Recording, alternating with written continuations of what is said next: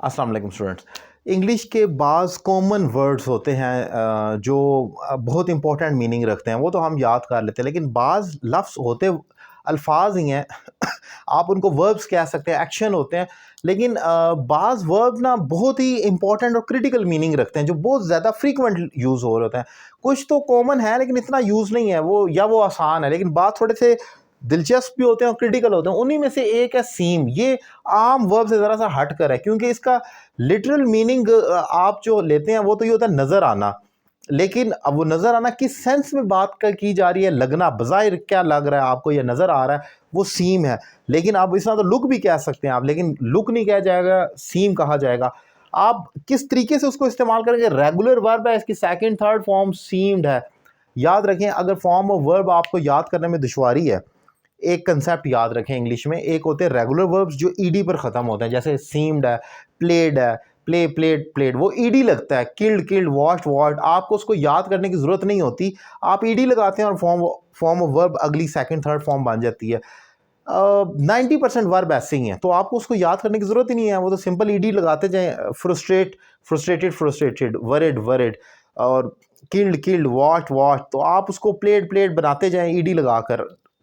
चंद अल्फाज जो डिफरेंट है उनको इरेगुलर वर्ब कहा जाता है, वो याद करने होते हैं। Go, went, gone, write, wrote, written, see, saw, seen, उसको कोई तरीका नहीं है, वो आपको याद करना है। जैसे अगर ये एक फट्टा है, इसको वाइट बोर्ड कहते हैं, तो कहते ही वाइट बोर्ड है, आपको याद करना है simply, you don't have any other choice to apply, आपको इसी तरीके से याद करना है। सो याद रखें कि ये रेगुलर और इरेगुलर का कंसेप्ट ऐसे है कि आपने 90% वर्ब तो याद ही नहीं कर रहे हैं सेकंड थर्ड फॉर्म, उनके साथ ईडी आता है। अगर आपको कोई वर्ब की फॉर्म नहीं आ रही, तुक्का लगा कर देख लें ईडी, क्या पता आपका तुक्का चल जाए। लेकिन 10% वो इरेगुलर वर्ब हैं, वो आप याद कर सकते हैं। ये मैंने, मेरी जो इंग्लिश लैंग्वेज कोर्स की बुक है, मैंने उसमें तकरीबन 10 से 20 इरेगुलर वर्ब जो बहुत मोस्ट कॉमन है वो लिख दिए स्टूडेंट को याद करने के लिए। बाकी तो वो है जो इनके साथ ईडी आता है। तो आते हैं अपने टॉपिक की तरफ। सीम, जिसका मतलब है नजर आना या लगना या लगता है। आप जैसे यू सीम टायर्ड, तुम थके हुए लगते हो, तो यहां पर आप देख सकते हैं कि तुम थके हुए नजर आते हुए लगते हो।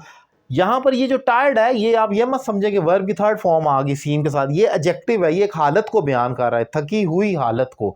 इसी तरीके से शी सीम्ड वरिड, वो परेशान लग रही थी। आप यहां पर देख सकते हैं वो परेशान लग रही थी, या वो परेशान लगी, मतलब मैं मुझे तो लगा जैसे वो परेशान है, मुझे तो वो परेशान लगी। She seem tired to me. आप इसकी उर्दू ये भी ले सकते हैं, वो परेशान लग रही थी या परेशान लगी। आप देख सकते हैं सीम्ड और आगे वर्ब की ये एडजेक्टिव आ गया, ये हमारे पास वर्ब है, ये एडजेक्टिव है जो उसकी हालत को बयान कर रहा है। एक और एग्जांपल देखें, दे सीम हैप्पी, वो खुश लगते हैं। मतलब एक कपल है, आपसे कोई पूछता है कैसे, वो दे सीम क्वाइट हैप्पी, वो तो काफ़ी खुश नज़र आते हैं, ये लगते हैं, तो वहाँ पर आप सीम के साथ लगा देंगे। ये प्रेजेंट इंडेफिनिट टेंस है, जैसे उसमें हेल्पिंग वर्ब नहीं आता, तो ये इसमें ये चीज़ याद रखें कि सीम को हम एक स्टैटिक वर्ब के तौर पर लेते हैं जिसके साथ आईएनजी नहीं आ सकता। आप ये नहीं तुम खुश लग रहे हो, यू आर सीमिंग हैप्पी, ऐसा नहीं हो सकता। सीम के साथ आईएनजी नहीं हो सकता। उसकी वजह यह है कि ये एक स्टैटिक वर्ब की तरह लिया जाता है। जैसे वांट है, वांटिंग नहीं हो सकता। I want you, I am wanting you नहीं कह सकते। I like you, I am liking you नहीं कह सकते। I love you, I am loving you नहीं कह सकते। सो ये चंद ऐसे वर्ब्स होते हैं जो स्टैटिक रुके हुए होते हैं, इसी में से वन ऑफ देम इज सीम। तो उसके साथ आप कभी भी सीमिंग नहीं कर सकते, जो इंपॉर्टेंट पॉइंट है, ये मैंने डिफाइन किया। उम्मीद करता हूँ लेक्चर आपको पसंद आया होगा। मेरे दीगर लेक्चर्स के लिए मेरा यूट्यूब चैनल सब्सक्राइब कर लें, और अगर आप मुझे 1-on-1 online English language course करना चाह रहे हैं तो नंबर आपकी स्क्रीन पर मौजूद है।